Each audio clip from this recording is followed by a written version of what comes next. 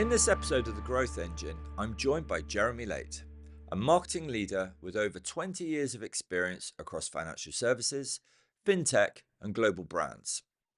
As the former Chief Marketing Officer at Enness Global, Jeremy leads marketing for one of the world's premier finance brokers for high and ultra-high net worth individuals.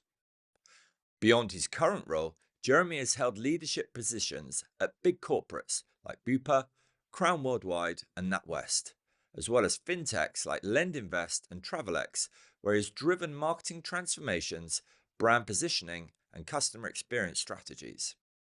He is also the founder of Rocket Jam, advising businesses on marketing capability, brand architecture, and growth strategies.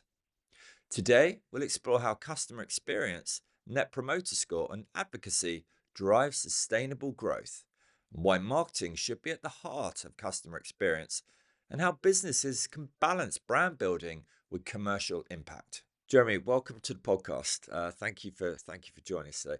Jeremy, you've had a fascinating career. You've worked in large organizations, large, big corporate businesses, and family-run startups. Can you give us a bit of an overview about how you started, what led you to your interest in marketing? Yeah, absolutely. Thank you for having me, David. It's great to be here. So it started for me at Nationwide Building Society, where I joined them as a young graduate many moons ago, and that gave me great exposure to the business. And from there, I realized marketing was where my heart lay. So I devoted, the rest of my time there to really getting my head around marketing. They were running a very classic product marketing structure. So there's a lot of product management, but also classic marketing, kind of advertising, direct marketing disciplines that had to be conducted. And it was a big business, so it had lots of marketing needs. It had sponsorship, it had a big branch network that needed merchandising. It was running campaigns on TV, so it really gave me a good schooling into everything to do with marketing. That's a fabulous entry point Yeah, into marketing, it was brilliant, but I gave it up because I got married and Right. my wife had a dream of living in London. So I left the Nationwide ship to join RBS NatWest, which was a great opportunity. We moved to London, and in the very early years of RBS, it was the world's biggest bank. So it was an even bigger beast, and many more brands underneath that portfolio to look at and to work through. And it really helped me understand how those big marketing functions really operate. And typically they do like people to specialize in certain areas rather than generalize. So I had a good opportunity to work in some very specific roles, one of which was proposition development. Right. So whilst I was there, I took to market I helped take to market a credit card brand called Mint, which no one remembers these days. I remember You Mint, remember yeah. it? Okay, good. I helped also take some very innovative kind of credit card and current account proposition to market as well. But during my time there, the global financial crisis happened, which obviously had a big impact on the business. And I used that opportunity to actually go and join Bupa, the healthcare company, and they wanted that proposition development kind of skill, if you like, which had made me famous at RBS, to help them build propositions within their business, which Bupa is a global business. It's got operations across the world. So it also gave me an opportunity to travel and to work internationally as well. I did a year in Spain actually, which was amazing. They're a really great business, and they were very focused on their purpose and very focused on delivering the best possible customer experience. Transferable skills from marketing from financial services into healthcare. Well, a large part of Bupa's business is insurance, of course, but they do also operate hospitals, care homes, and opticians. And I do believe, and I'm in many ways, people have said I'm a bit of a poster boy for showing that you don't need to get pigeonholed by the sector or the category that you work in. Marketing is a transferable discipline. It creates these systems and processes and approaches that can be applied to whatever the challenge is. And invariably, the outcome is going to be very different, but the methodology is the same. And that was why I think Bupa were very happy for me to join them. And again, kind of working internationally, we realized that I was looking after a growth program, looking at across marketing and sales opportunities to help drive a better outcome for the business. And we realized that actually delivering a better customer experience, driving loyalty, was going to unlock a lot of future value, even to the point where we wanted customers to love the brand. And love is a very difficult term for people to get their head around, but we actually defined it as loyalty beyond reason. Okay. So you're wanting people that were so loyal that they would stay with you almost regardless of whether you didn't get it right every single time. So it's a real customer experience focus within that business that I then took to my next opportunity, which was a logistics company called Crown Worldwide, Right. headquartered in Hong Kong. And their challenge was they had a very fragmented marketing department that they wanted to unify underneath a kind of strong global hub that I was going to be leading. And again, customer experience, installing NPS as a metric that I know we're going to talk a lot about today, was a big part and parcel of that role. And I loved the international aspect of the job. Although whilst I was there was kind of COVID, so that did kind of have an impact in a short time. But it was great to see the business bounce back afterwards. But my heart was, I guess, yearning for some more financial services action. So I left to join a fintech called LendInvest, where I led the marketing and communication function, and helped them with the stage of growth that they're entering after listing on the AIM, on London's AIM. And that was a really good opportunity to take everything I'd learned in my career, whether it was the running campaigns, building propositions, or enhancing customer experience, or transforming brands at Crown, to unlock value for what was a very agile, technology focused business. A really, really exciting, great business. And that then led me to get my first CMO role at Enness Global, who are a high net worth finance brokerage, who are based in London, but have offices across the world in places like Dubai, for example. And again, a founder led business looking to scale up, looking to grow, and looking to marketing to, I suppose, unlock where those pockets of growth could come from. Jeremy, you mentioned customer experience. Where did that kind of take hold firstly? Well, during my time at Bupa, Right. I was leading a global program of initiatives designed to grow the business. Right. And many of them were very focused on cost reduction, acquisition. But actually, there is a big opportunity to improve the customer experience and drive retention and loyalty. Okay. And understanding that was a door opened by NPS. And someone around the table mentioned other companies, big companies like Apple, like eBay, who are having success using that metric to, I suppose, embed a continuous improvement culture around improving the entire experience wherever the effort was required in that experience journey. So I took it upon myself to kind of get my head around what NPS was. I mean, still today when I meet people, it's not widely known about. So just for clarity for any listeners, NPS, Net Promoter Score. Yes. And when you get your head around it, give us an overview of what it is to get your head around. Yeah. I mean, in many ways, the beauty about NPS is its simplicity.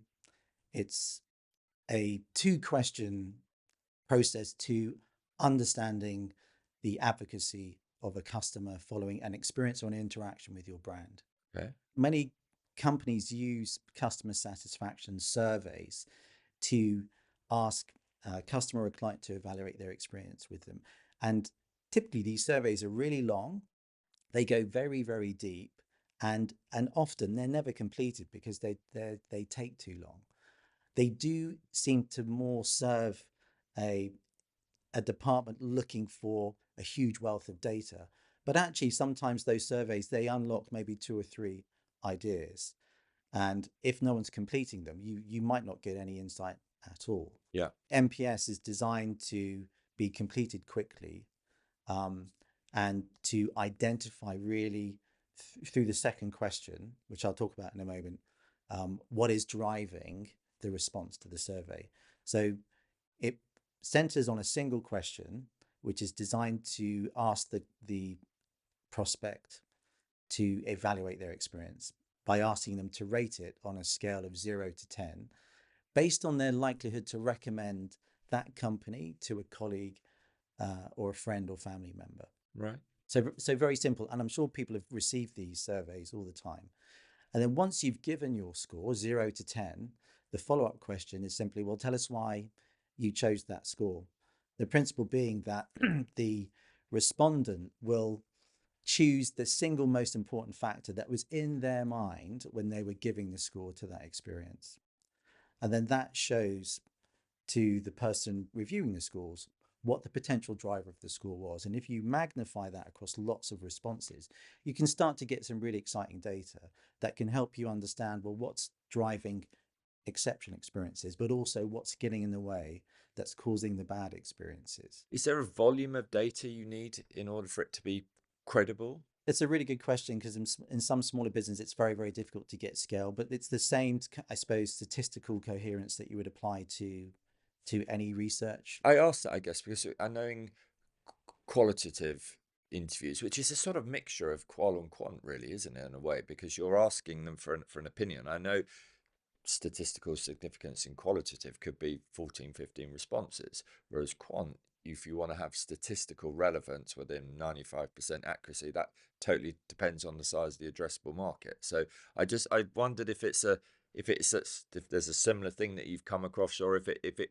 does, still have relevance if you've got 15, 20 answers as opposed to, hundreds of answers. I mean, definitely the more the better. Yeah. I would be hoping again because credibility is also imbued by what you're sharing internally, and if the data set is low, then Yeah. people also won't buy it internally. But statistically, I'm hoping for at least 50 to get things Yeah. off the ground. But again, it depends on the scale of the business, and obviously for a B2B business, Mm, hitting big numbers is going to be quite challenging. sure. Um, you need enough to drive credibility from those different perspectives, because really what you then want to do is you then want to mine, the comments, the feedback, to try and unlock where there are potential opportunities to amplify things that go well, or to counter where things aren't going so well.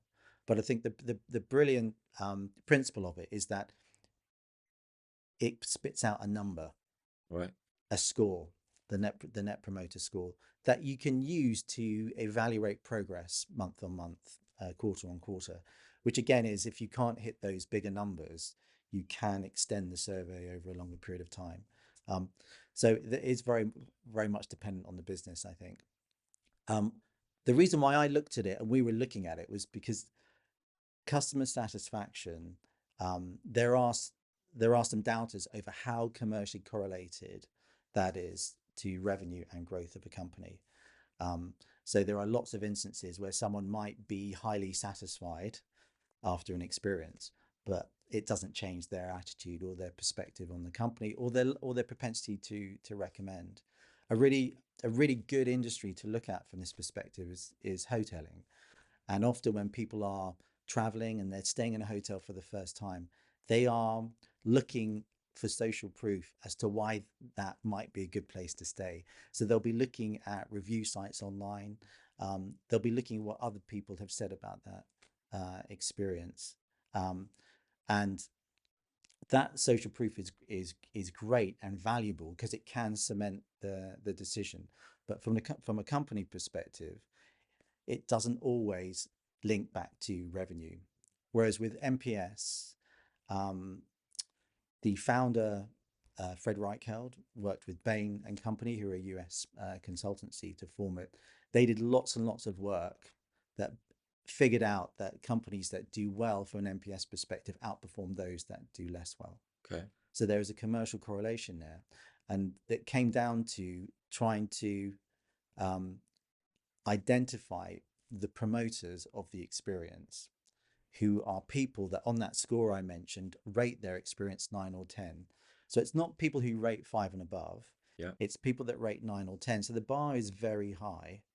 So they've had an amazing experience, and they're saying, based on that, it's, I would probably recommend this Mm. to friends, family, colleagues, etc., etc. They may then go on to write one of those reviews that might influence someone's future purchase.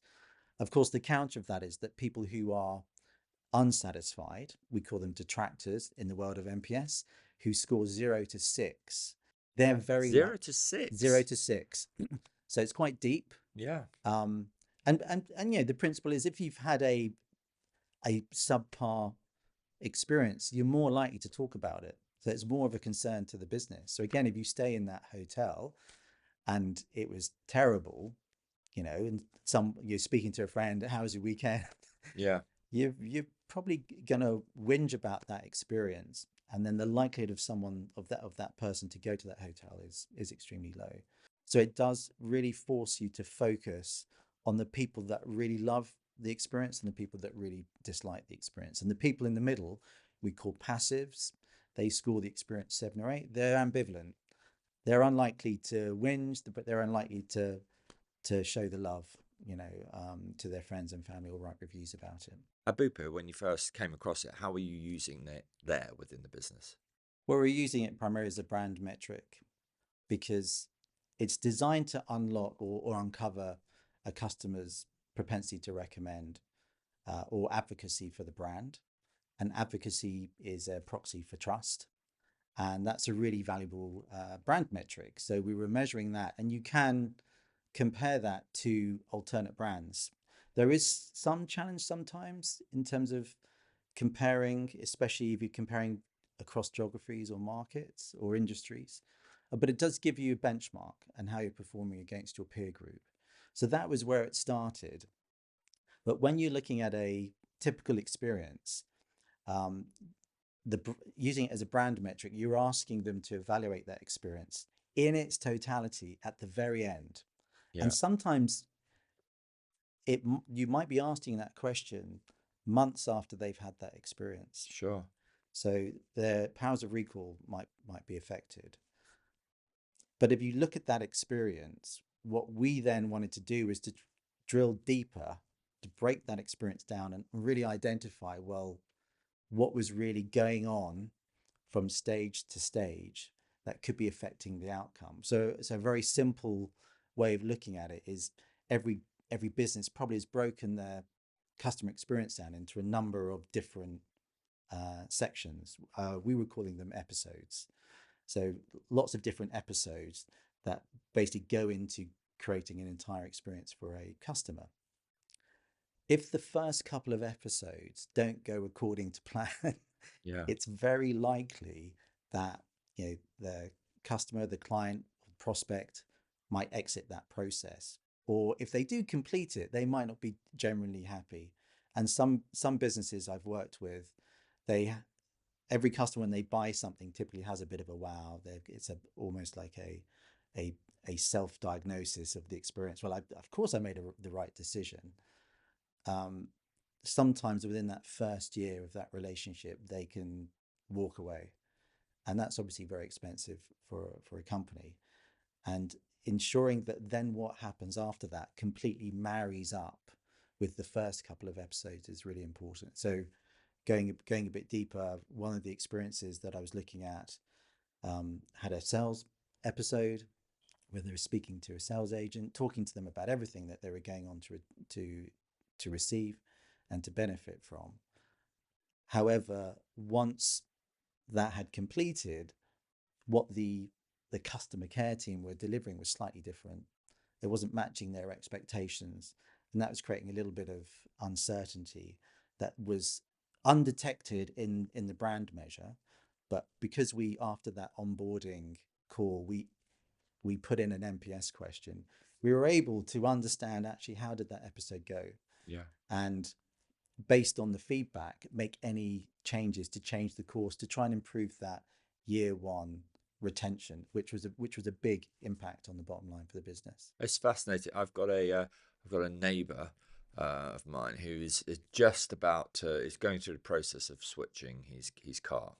He's got a sort of decent car, fairly, mid-range car, are upgrading to more of a luxury brand.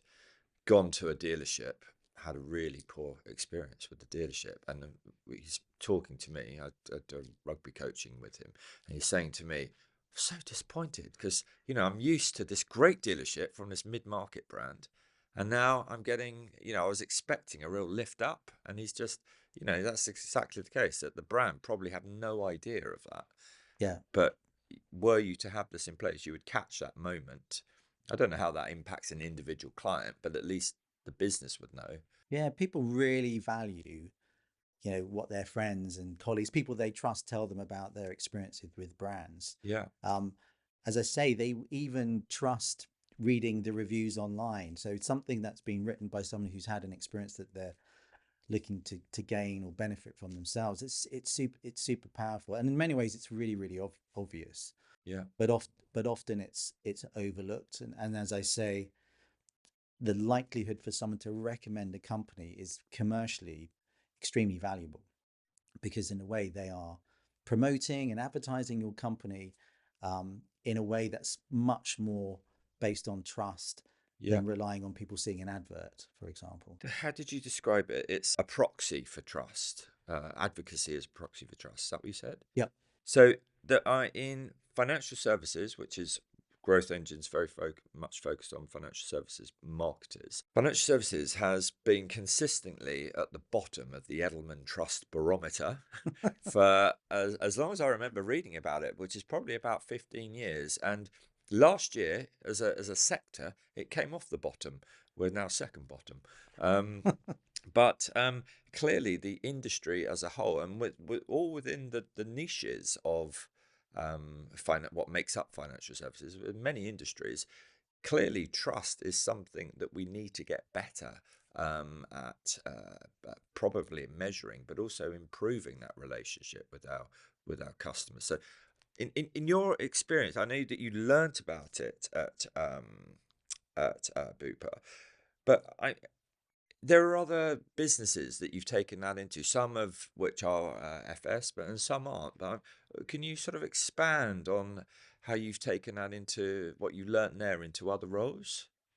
I think what's great about it is it's quite a strategic endeavor, and it's a good way for countering sometimes what you see in smaller growth focused businesses, this kind of almost um, extreme devotion to kind of delivery today Right. rather than delivery tomorrow. And we know in marketing that often not everybody's in the market when you want them to be, Yeah. but they will be in the future, and you want them to be making that decision in the future. So it's a part of just installing the right framework for your brand. So when I left Bupa and I worked at other companies, the auditing process that I did on the brand, it typically would unveil that, well, actually there isn't any way of measuring the experience, so we don't really know what people are saying after they've had that experience with us, Yeah. and therefore we don't know if they're saying the right things or the wrong things. And in a business where that sales cycle can be quite long, you might not know the answer until 2 or 3 years later, when suddenly people are not coming to your business because actually these people that you haven't been asking the question have actually been talking about your company in the way that you don't want them to. I mean, sometimes also, because you can't stop people putting a Google review online, or a Trustpilot review, for example. I mean, sometimes that's a good example of where the sentiment might be, but often um, you do get a bias towards people that have had a terrible experience. Yeah. They're Yeah. more likely to have the motivation to go and, Venting. yeah, to go and post about it. Yeah, Yeah. absolutely. So getting on the front foot and asking, and it also can be a great way for them to, especially if people feature heavily in your business, which has happened in my last couple of roles, is to actually talk about the person that they dealt with, and then you can humanize the experience as well, but you can also reward the individual. So Yeah. it can be a great way to feedback the right behaviors. I mean, installing NPS at a brand level is where I would always start. It's kind of relatively simplistic. You can automate that. these days. So any decent CRM like HubSpot, for example, you can just put in an intervention that will email a survey. The responses can be collated. There are also off-the-shelf tools as well, like Delighted, for example, um, which will give you the ecosystem to, I suppose, unlock the feedback that you're getting and trying to make sense of it. So, sorry, Delighted is a separate from a CRM, or is a plug-in to a It's a CRM? plugin. It's an Okay, off-the-shelf right. plugin that companies can use. We used it at LendInvest, coincidentally, to capture and to run our NPS surveys for us, and it was integrated into Slack. So every time an NPS response came through, it was posted in the channel, Right. and that immediacy was really exciting. It was a great review. But that gets quite addictive, doesn't it? Yeah, it can be if it's good. Yeah. If Yes. it's Yeah. good, yeah. Yeah. So which is a great way to, I think, every one of the businesses that I've worked for in the last, say, 10 years have really had a desire to bring the customer to the center. And sometimes the only way you can do that is by amplifying their voice, voice of the customer within the business. And NPS is another great way of doing that, because very often the C word, the customer word, it's not mentioned. Yeah. And people start to have a distance between them and really the reality of what's going on in the business. I'm interested about how you where you talked about Bupa, how you talked about the customer journey, breaking it into episodes. Businesses often get very focused on the kind of acquisition stage, and that's all about that, but forgetting, I think, as much on, actually, in order to have a growing business, you've got to retain your customers as well. So that whole cycle, would you say, when you're setting up at brand level, you're measuring every stage from the outset?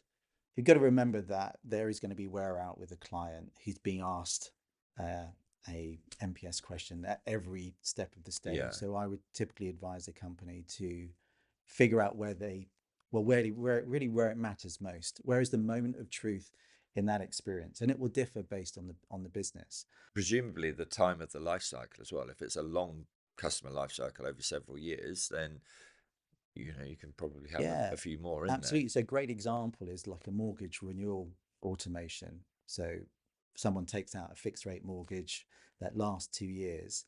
Typically, before it expires, there's an opportunity to renew that Yeah. offer.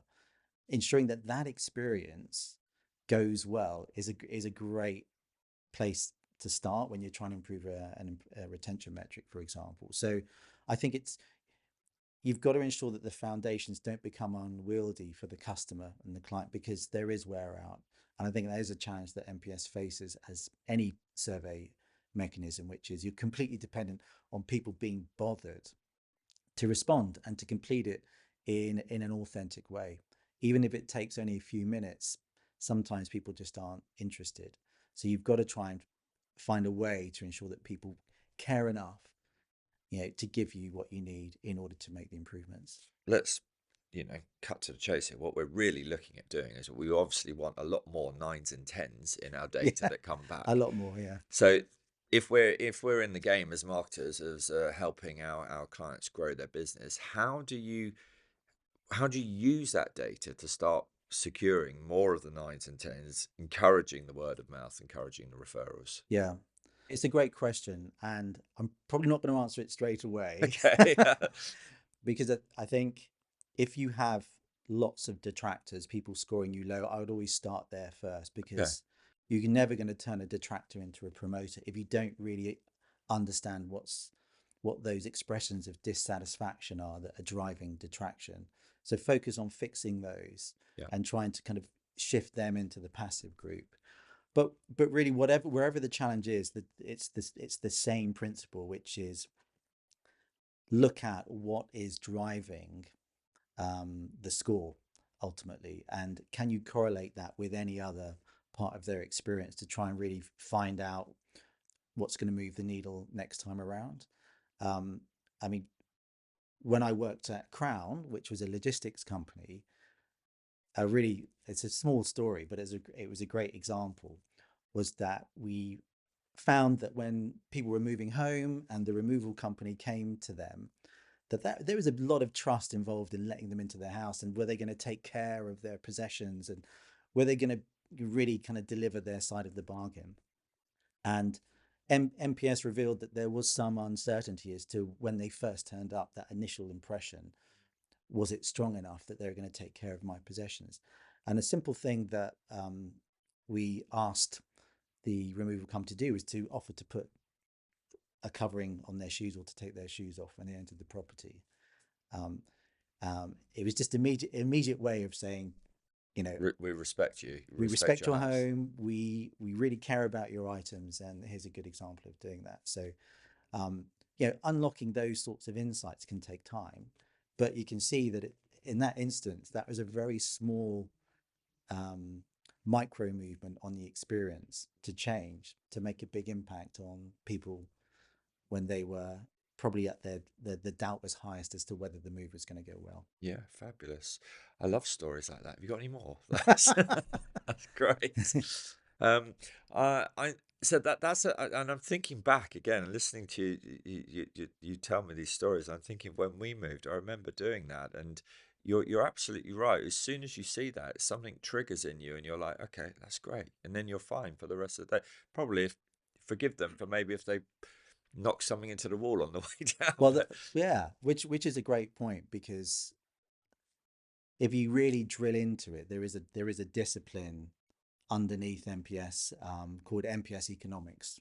okay, So, when people talk about the correlation to growth, to revenue, it's, I suppose, that understanding a bit more, where does that come from? And one area is, customers can be more forgiving when things don't go well, yeah, maybe less likely to complain. And we know in financial services that dealing with complaints can be very costly. At the same time, on the plus side, more likely to, as I say, recommend, encourage others to repeat buy, or even to buy again something else from the company. So certainly working in financial services for portfolio brands, how important it is to get that second product sale to enhance the lifetime value. And if someone's had a great experience on one product area, um, if you can talk to them and convince them on another, and they've had a great experience, then the door is already arguably halfway open. So so that's where you can really start to understand, well, how do we actually elicit the value from NPS? So we're not just trying to deliver the best possible experience. We're trying to actually deliver growth for the company as well. And another simple story of that, because I think I would always encourage people to be really careful about just simply doing what they think the customer wants you to do. all right, So in many branch-based businesses, queuing is the number one issue. right. People don't like queuing, and that was consistently a number one kind of issue um, from some of the surveys that we're getting back. But to actually fix that, to invest in fixing that, to make that go away was just astronomical. Whether it was automation, putting more tills or more people, that would, I guess, to fix it in the way that the customer wanted it to be fixed. So I suppose the interrogation there was, well, actually, we could probably better manage their expectations, make them aware that if you come at this time of day, the queue is probably going to take this long. So you are not making that issue go away, but you are cognizant of it and trying to um, implement strategies and tactics that can help alleviate it, but to solve it completely. So again, the decision still sits with the business. What is it that we want to do? Is it commercially viable? And if it isn't, maybe find another way of ameliorating what the problem is. I think this is related to something I was reading the other day about and you see this in all areas now, but when you're ordering an Uber and it says, right, your car will be with you, and it's 9 minutes, 8 minutes, so you can actually see progress happening in front of you. Same when you're sitting on a phone, Absolutely. you're now position 8, position Yeah. 7. You feel that you're more likely to stick with it if you can see that progress is happening. Rory Sutherland talks about that Right. a lot, in terms of it's just managing expectations. It's that behavioral economics, Yeah. really what's going on that's forcing them to see it through that eyes, and actually watching the car move on the map. I can use that time now Yeah. because I'm not thinking it's going to turn up at any moment. So I see it as well in another way is when you starting when you're you start tapping on websites. I think maybe 3 or 4 years ago when you're getting articles and it will suddenly say 2 minute read time, 15 Yeah, minute read time. So you can sort of have a sense of scanning through, okay, this is something that's a bit more weighty. I can read this on the train versus I'm just going to scan it at my desk sort of thing. So yeah, absolutely. And I mean, sometimes ideas do just come from anywhere, but NPS can give you the fuel, if yeah, you like, to ignite those ideas, and for teams to kind of ideate. Well, how can we fix that? How can we make that better? yeah, And of course, once you've done that, tell people about it. yeah, Because again, just making the change and hoping people discover it, yes. um, is not probably going to elicit the value. I mean, I do think that when businesses get mature with NPS, that they can start to really segment promoters versus detractors, Okay. and to find some common elements so that they can start to figure out, more strategically what the difference is, or ultimately where the difference is and where they want to go. So this is bringing us back to my original question of how do we get more of the nines and tens?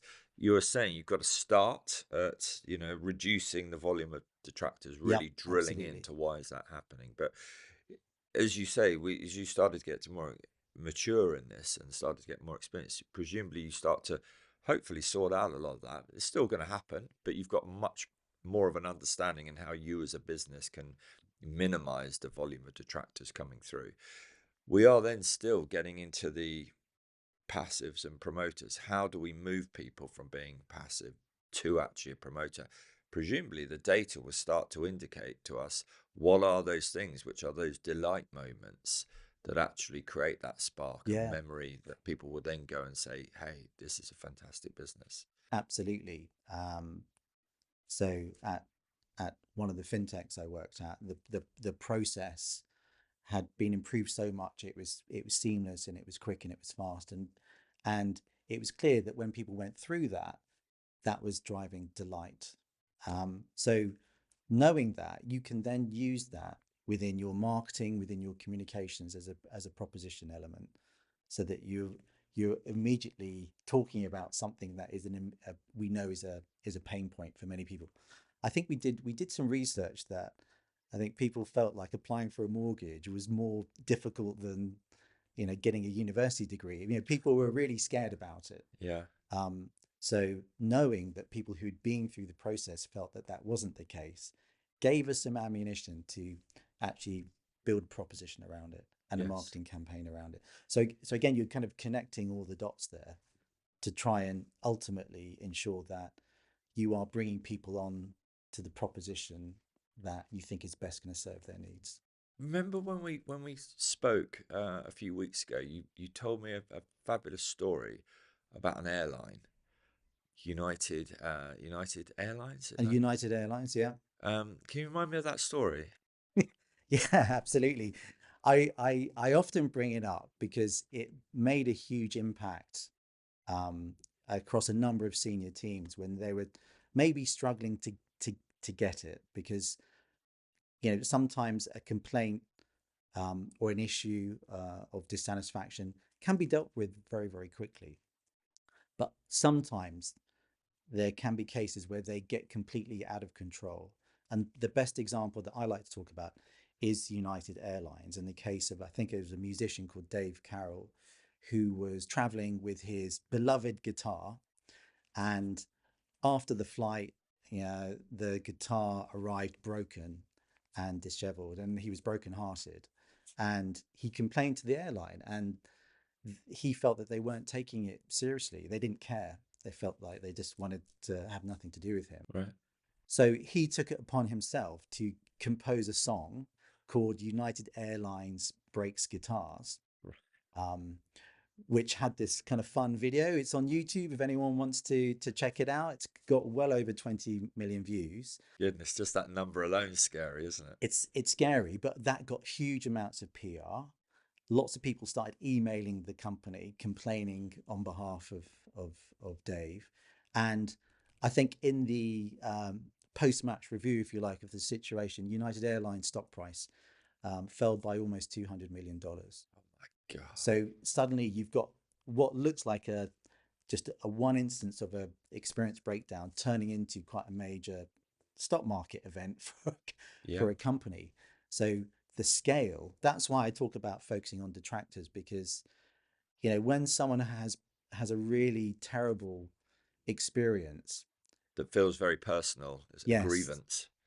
and I'm sure all businesses have come across these instances, especially with social media these days. Very often people will, they won't write the complaint, they will just go straight on to sharing it.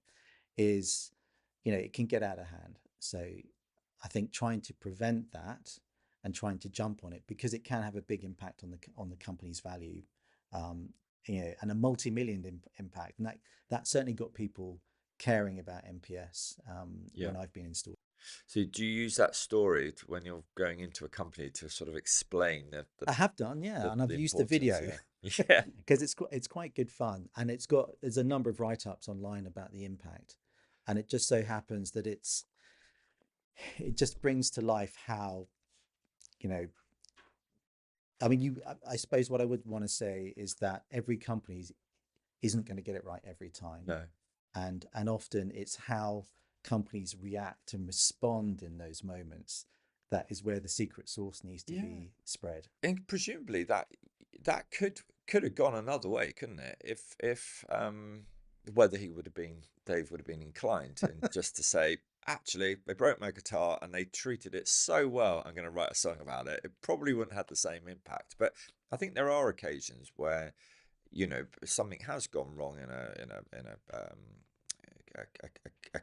a buying cycle, shall we say, at some point, and people are genuinely delighted how a firm responds. And I think that can have it can probably turn someone who is maybe a passive into being a promoter Yeah, through it being, an unsatisfactory experience. yeah, we would call them wow moments. How can you Right. turn this into a wow moment for the Yeah. customer and the client? And I think you do have to do that authentically. So you're not doing it just because you think, oh, they're going to talk about it, but Yeah. because you think it's the right thing Yeah. to do. I mean, best practice for a detractor is that as soon as you hear, that they've scored you between 0 and 6, is within 48 hours to contact them Okay. Yeah. and to see what you could do to make it better, or at least acknowledge that they may have not met their expectations. And actually, often that that is a wow moment in and of itself, because people aren't expecting it. Yeah. Because immediately shows, oh, I filled out that survey. I thought I'd never hear from you again. And I suppose because I work in the industry, I do have a pet hate that if I take my precious time to fill out a survey and then I never hear anything about it again, I'm like, Sure. well, What's the point in that? what's the point? Why did I Yeah. spend my time doing that? So there's an immediate opportunity there when things don't go well, and it happens, to just be upfront and to try and do something about it. So is that why that obviously explains why the scores come through to Slack so that you can jump on them? Yeah, absolutely. Absolutely. And do you put that in place in all the organizations? Does that, is that the same if it's a big, organization like Bupa versus a more of a startup mentality? Yeah, again, it depends on the culture of the company and the architecture that it's got in place. I do think anything that you can do to elevate feedback from customers, because ultimately Yeah, that's the secret sauce. yeah, And I think there is another great quote that I like, um, which is the most important person in the company is the customer, because they have the power to fire everybody yeah. just by taking their business somewhere else. And you've got to really believe and live that. And everyone is at least, or should be, no more than one step away from the customer experience, and everyone should feel that. Jeremy, I know you've been working recently doing customer experience for high net worth individuals. I know a lot of the listeners to this podcast are working with clients across wealth management and asset management, similar audience base. So I'm sure they'll be fascinated to hear your thoughts on customer experience, NPS with high net worths. Yeah, Anything you can tell us on that? in many ways, it's a similar approach because everybody has a certain expectation going into an experience, and I suppose with high net worth, it's maybe their expectations are slightly higher, but everyone expects a certain um, experience, if you like. I suppose it's wherever your brand is making a promise, how is the experience delivering against that? So often high net worth do expect maybe more personalized service. They might want, a dedicated account manager or leader. They might even want access to the CEO, for example. And it's trying to ensure that you've, I suppose, prescribed what it is that you're offering to them when you then go on to evaluate the experience. And I mean, a white glove experience for a high net worth, so someone who has a valuation or a net wealth between 1 and 5 million or above, when you're looking to very high and ultra high net worth, then suddenly those attitudes and perceptions will change. So it all goes back to being, in terms of linking back to marketing, really understand your customer, who is your ideal customer persona, and who have you described this experience for, and NPS helps you evaluate whether you are ultimately delivering Meeting that. that, yeah. And I think with NPS, another good learning that I've learned is that if it suddenly appears out of the blue at the very end, then the chances are that people aren't going to complete it. So it's a really good way to build the trust. Actually, at the end, I'm going to be giving you a chance to evaluate your experience, so that we can, improve it and do what we can. It's an opportunity for you to kind of give feedback on me. Yeah. So Let them know that it's coming in a way. yeah, let them know that it's Yeah. coming, so that when it does, they've got an opportunity to share their experience. Um, if it isn't built into the entire process, it can feel a bit random, especially when a lot of their communication is maybe being face to face or over the phone, and suddenly they get an email. Why Yeah. didn't you ask me that before, for example? So I think thinking about how you embed it seamlessly into the experiences is arguably even more important when you're dealing with high net worth who are typically very time poor, and sometimes are, well, they're just less likely to read emails, I think, from companies. You mentioned that there's a relationship or between customer experience, but also employee advocacy. Yeah. Can you expand on that? Yeah, absolutely. So again, this matches my journey as I started looking at NPS from a customer perspective and installing that and evaluating the customer experience. But you can also use NPS to evaluate the employee experience as well. It's just called eNPS. And the question, the I suppose the system is very similar. You're asking them to recommend the company as a place of work to friends and colleagues. And in that instance, you're asking them to, yeah, be open about, well, how do I perceive the company? Why aren't I a 10, or what could make it a 10? So you can go a bit deeper. And I suppose the common sense point is someone who really loves the business that they're working for is going to be better able to give a brilliant experience to a customer or a client, I see. a more authentic experience. If someone doesn't believe in the company or the brand, then whether unintentionally or not, that can come out in that engagement. So it does help kind of look at both sides of the coin of the experience. So it's the person delivering the experience or configuring or driving the experience, and the person receiving it at the other end. And sometimes brands will go even further and talk about, well, would you recommend the products and services that we offer as well? So you can deploy it in slightly different ways to again elicit feedback. And probably what I haven't talked enough about is, and I'm going to complicate it here because NPS again for me started out meaning Net Promoter Score, but in many ways we need to see it as standing for Net Promoter System, Okay. which is a systematic approach to issuing NPS surveys, getting feedback, and then not simply just looking at it and kind of checking the score, but actually using that to feed a continuous improvement. Almost Uh, embedding it within the company yeah, culture. improving that system. So we listen, learn, and act was what we used to say, Right. and we're taking action, and we want to do something that continually improves what we're offering, because it's an enduring pursuit. I don't think you never find the perfect experience, arguably, but so you've got to continue that belief, and it's a good way to pull in everybody into the experience, because when a customer has an experience, you don't really know what's driving promoter or detraction until they tell you. No. But it could be, it was the claims experience, or it was actually the marketing wasn't giving me the right impression of it can be anything. So you can then start to ensure that everybody within the company that feedback touches has a duty of care in trying to improve and to feed that system, so that we can see the score progression moving in the right direction.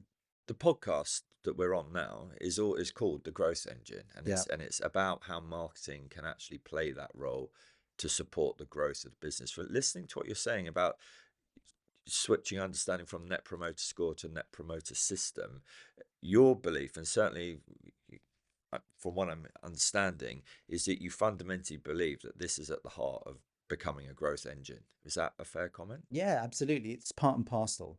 Yeah. And it can, I think, often when companies or teams are trying to make changes to products, processes, and propositions, sometimes that can be using research, sometimes it's just someone has an idea, but actually basing it on feedback and creating that loop so that you measure, test and learn, measure, test and learn, can help unlock new opportunities of growth. And as I say, NPS, the net can be cast extremely widely. So it can identify new product opportunities, it can identify experience improvements, and it can be correlated with other metrics. So when I was working at in logistics company, there was a real desire to make things simple Right. for the customer. And so we actually developed our own equivalent of net promoter score called the net simple score, Right. where we're asking people to rank based on a 0 to 10 how simple was what you just did. Right.